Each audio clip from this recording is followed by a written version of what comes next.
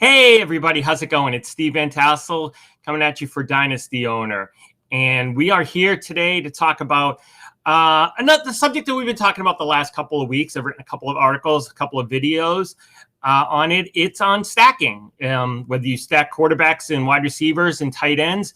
A couple of weeks ago, we talked about stacking which quarterbacks and tight ends to stack. Last week, we talked about what quarterback and wide receiver to stack. And this week, we're pretty much going to talk about whether or not you should be stacking. I know it's kind of a little counterintuitive that I talked about who to stack before talking about whether or not to stack. But, you know, that's just the way we're going to roll with it. It's one of those things. So the question here in Apologies to William Shakespeare is to stack or not to stack. And that's the idea here. And what we're going to do is we're going to talk about whether stacking is a good idea. Because, you know, a lot of people are going to tell you that, sure, stack. I stacked. Last year, I stacked Travis Kelce with Patrick Mahomes, and I won my title. And, of course, they did because both of them played all year and had great seasons. What some folks aren't going to tell you is that other people stack, say, Matt Ryan with Julio Jones, and Julio was out part of the year and didn't have such a great season, and they came in 7th place. Or they stacked something even worse.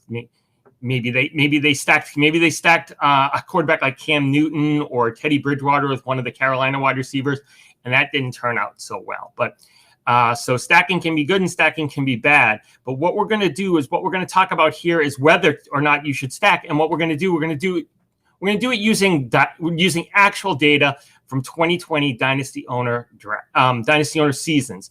A little bit different. Usually we talk about draft, but this time we're going to talk about the season, and specifically we're going to use playoffs because the playoffs will show us when teams really needed to use those players, whether they had a stack or not.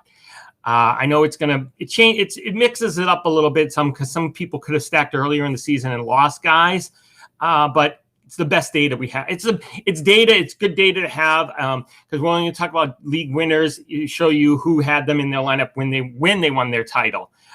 So without further ado, we're going to talk about to stack or not to stack. And the first thing is, you know, one thing is we talk about Dynasty Owner all the time, and only Dynasty Owner is going to provide this data on stacking players to you. I don't remember seeing information about everybody who plays ESPN or CBS Sports, Yahoo Sleeper, My Fantasy League. I don't remember seeing anything on any of those where they have data on how many teams who won their title stacked players or not and which players they stacked. So this is something different that Dynasty Owner gives you that nobody else gives you. So it's another reason to play Dynasty Owner if you're not already playing. It's probably one of the, hopefully it's a reason that you do play Dynasty Owner if you are playing. It's a reason to smash that like button on this video so that other people see the video and know more about Dynasty Owner. So here we go. This is kind of the basis for this article was that in 2020, we had Victor who won the Chase for the Ring, his team, Barbie Kilgore, and he had a 3-person stack. He had Patrick Mahomes, Travis Kelce, and Tyreek Hill, and he won the ring. So, you know, we see that he did it last year. He had 20%. He had 20%.